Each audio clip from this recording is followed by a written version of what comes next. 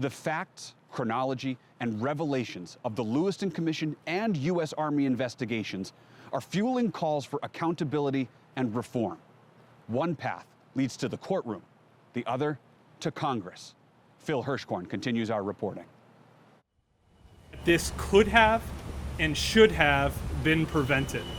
When the Lewiston Commission completed its work, lawyers representing families of the victims and survivors of the mass shooting were ready. The next step in this process needs to be real accountability, and that's where we come in. Attorneys Travis Brennan and Ben Gideon represent some 100 plaintiffs, relatives of those killed, those wounded by gunfire, and other survivors who experienced trauma, all prepared to sue whoever can be held accountable for mishandling Robert Card. We should not have members or former members of our military with severe mental health issues that are paranoid, delusional, and lack impulse control walking around with AR-10s and AR-15s. Just should never happen. Our clients, at the end of the day, they want to understand, as painful as it is, how and why this could have happened. Because if you don't understand how and why this happened here, there's no hope for fixing this. There's no hope for preventing this from happening in the future. Their planned lawsuit echoes the sentiments of many family members who testified at the Commission's public hearings. My name is Kathleen Walker. Kathleen Walker was bowling at Just-in-Time Recreation with her husband of 27 years, Jason, last October 25th, sharing a lane with Jason's best friend since childhood, Mike Delorier, and Mike's partner, Stacy Sear. As soon as Robert Card fired his first fatal shot, Jason yelled to me to get down, and his first instinct was to keep me safe. Card would fire 18 shots in the bowling alley. In one moment, his rifle jammed, and Jason and Mike charged at Card. Jason worked at trying to kick the gun away as Mike came up on him from behind. In the end, the gun was no longer jammed. Card shot Jason and Mike multiple times, and they both died. Both were just 51 years old. Grief turned to anger as they learned how the Saginaw County Sheriff's Department did not try to confiscate Card's guns under Maine's yellow flag law, despite having been told by his family and his Army Reserve unit about his mental decline and dangerous delusions. They also learned how those Army Reserve members, many of whom were Maine cops, did not check on Card or his medical treatment after his release from a mandated mental hospital stay. There were several opportunities to take firearms away from a known mentally unstable man. It should never have taken Mike and my husband to be the first to approach him to disarm him. Everyone was so scared of this man snapping that no one took action. And the system failed, and we can't allow this to happen again. They want accountability, they want answers, and they want fair and just compensation for what happened to them. Brennan and Gideon and their legal team have formally given notice to the Army under the Federal Tort Claims Act about the lawsuit. It will identify as a key mistake the Army and its mental hospitals sending Card home in August 2023 after 19 days as an inpatient. They did know that he was delusional, paranoid, and also he told them he had a hit list. He had a hit list, and they found that he lacked impulse control. And they said if he became emotional again in the future, there's no telling what he would do. The lawyers say another mistake was the lack of follow-up care. Card skipped appointments and did not respond to phone calls and emails from Army or hospital medical staff or his reserve unit leaders. One of the troubling and puzzling facts related to this case is the fact that on the one hand, the military said, Mr. Card is too dangerous to have access to firearms and dangerous weapons while he's on the military base. Yet we're going to send him back into the community and basically wash our hands or take no role in ensuring that the community is protected. The Lewiston lawyers are focused not only on what the Army did or did not do after its hospitals treated Robert Card, but whether his 20 years of service in the military might have contributed to his mental decline. Though never deployed to combat, Card did work for years as a grenade instructor and was exposed to thousands of explosions. An autopsy of Card's brain, commissioned by his family and conducted at Boston University, found traumatic brain injury. This is not an excuse for the behavior and action that Robbie committed. It was a wrongful act of evil. My brother-in-law was not this man. His brain was hijacked. Card's brain is now being studied at Walter Reed National Military Medical Center outside Washington. It relates to Robert Card's repeated exposure to blasts over the years and the role that that may have played in his precipitous decline in his mental health.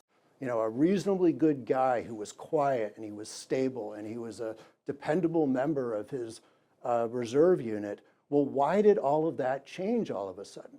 Nobody ever bothered to answer that question. And one of the answers could be because he had a brain injury caused by his exposure to concussive forces while he was in the Army. That's one reason the lawyers went to Saginaw County Probate Court seeking Card's medical and Army personnel records. The lawyers were successful in asking a judge to appoint one of their clients, Cynthia Young, as a special administrator who can access those records. At the bowling alley, Young lost her 44-year-old husband, Bill, and their 14-year-old son, Aaron, the massacre's youngest fatality. This is going to be really beneficial towards the healing of all the families, the victims, the survivors, and I'm really hopeful that we'll be able to move forward. Because it's a critical piece of the puzzle, and without that information, there's a lot of unanswered questions.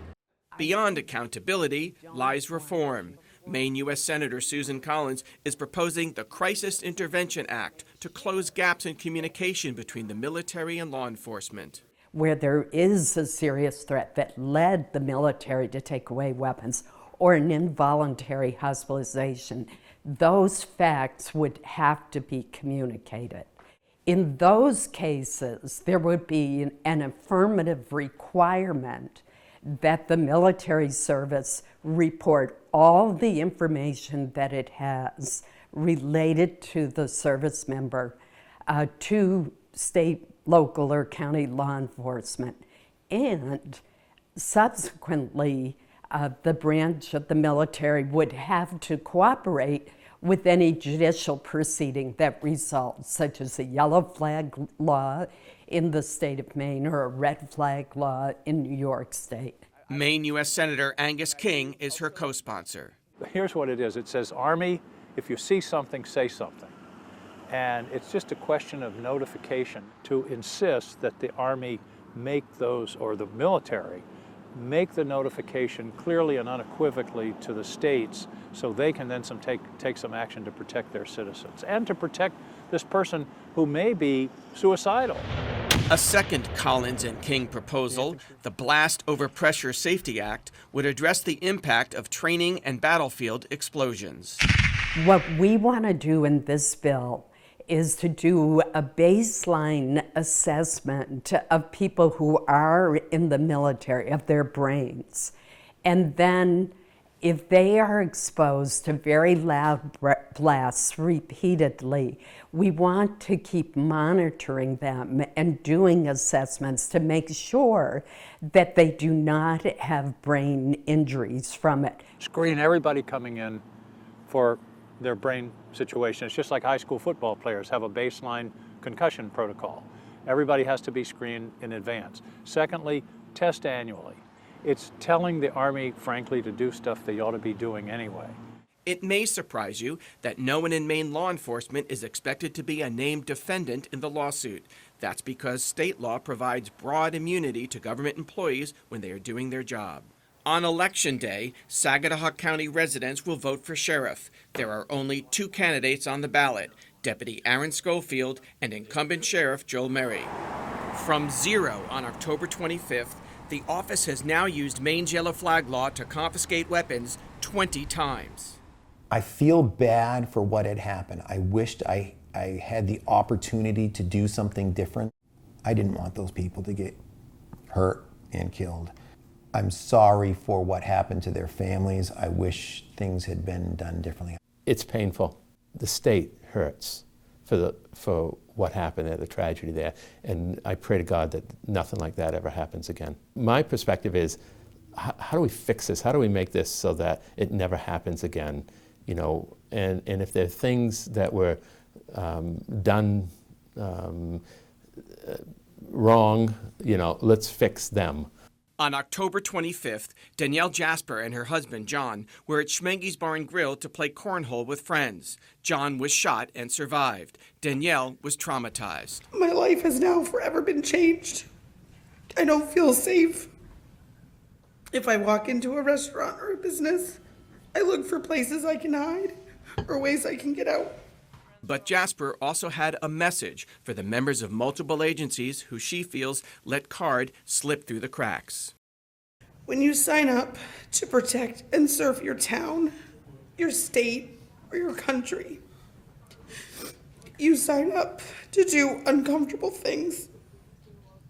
So when there is someone who is a danger to themselves or to the community, do the uncomfortable task and protect us. I think we're all still sort of numb from what happened to the victims and to the survivors and the family members that were associated with them, that we can't imagine what they went through, and I'm sure that they're going to go through it again as the anniversary of this rolls around, and will for the rest of their lives be living with this tragedy. That concludes our special documentary, Lewiston: What Went Wrong. Thank you for watching, and have a good night.